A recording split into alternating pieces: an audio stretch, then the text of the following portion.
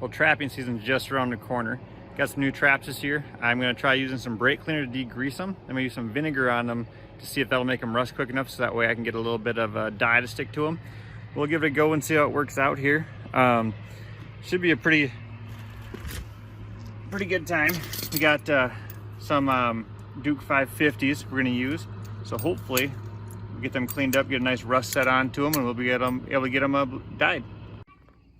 So here's my brand new Duke 550s. I'm gonna first use a little bit of brake clean and knock the grease off them. So my goal is here, when they make these, they put oil on them. The oil is to help keep them from rusting. Funny thing is I want them to rust, so I take the dye a little bit better. So we're gonna knock that oil off there so I can get a good rust layer on them, and hopefully the idea will work. When I put some vinegar on them after they dry from this, hopefully they'll start to rust right away and be rusty quicker than just letting them sit out in the rain for a couple days. So we'll see how this goes. I also have them hanging there so it's easy to handle and don't get brake cleaner and vinegar all over my shop. I really don't feel like dealing with that today. So don't let that drip dry off. So brake cleaner evaporates pretty quickly, so it shouldn't take long enough for them to dry up. And then we will throw a little bit of vinegar on them and see if they start to rust. So just got our standard run-of-the-mill cheapo vinegar, just white vinegar. I'm gonna put that into my spray bottle here that my wife so generously donated to the cause. And then we'll see what happens. All right, so I got the traps.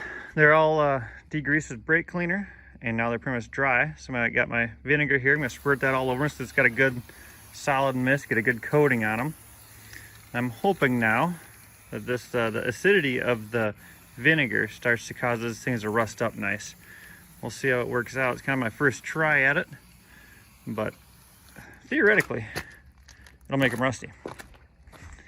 Try to get the other side, see a nice coating all over them here.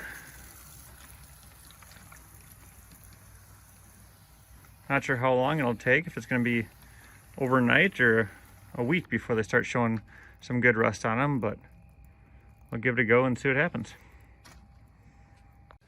So it's actually been about 10 minutes since I sprayed this vinegar.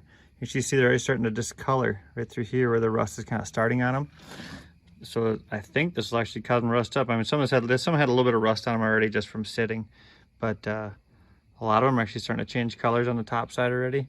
The vinegar hasn't even totally evaporated off yet or dried on. So we'll give it a little time, give it till morning, take another look at them then and see how they look at that point. But I'm hoping it starts to bring some nice layer of rust on them. So this is after one night of sitting with vinegar on them. They've all rusted up a little bit. We'll do another coat of vinegar on them and see how they turn out.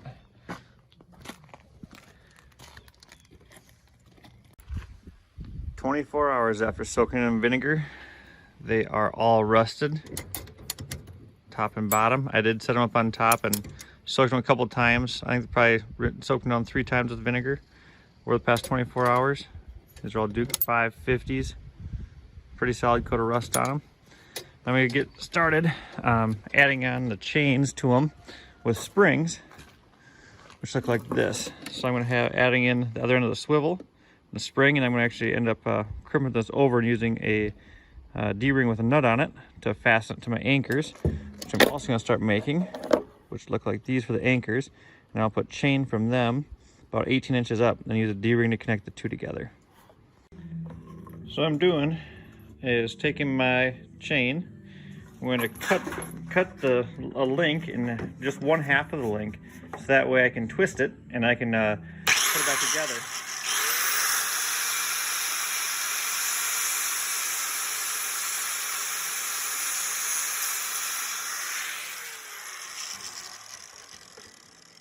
Then what I'll do is I'll take the top of it and twist it around, just enough room for one of the links to fit through it. So now what I'm able to do is put it through my anchor, twist it back together, and then tack weld it. I'll show you the rest of that here in just a little bit. So now that we got our chain cut to the length we want, what I'm going to do is, I got this the half cut link of the chain, twist it open, and I'll be able to take these anchors, slide them onto the link. Then I'm going to end up pinching this down together and then tack welding the two ends together so that way it cannot come back off of there. My goal is to have it be strong enough I can pull it back out of the ground if I want to move my set. Alright, so this is what it looks like all assembled here. So we got our Duke 550, which comes equipped with a swivel around the bottom.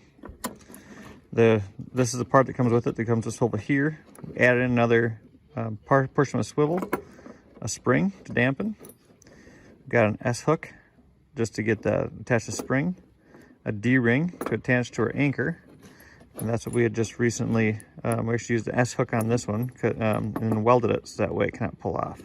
So to drive the anchor into the ground, about this much, just a little bit of the chain will be exposed. We'll put our D-ring onto there, and then we will have the rest of the trap for the set. A wise man once told me, never stick your fingers where you wouldn't stick your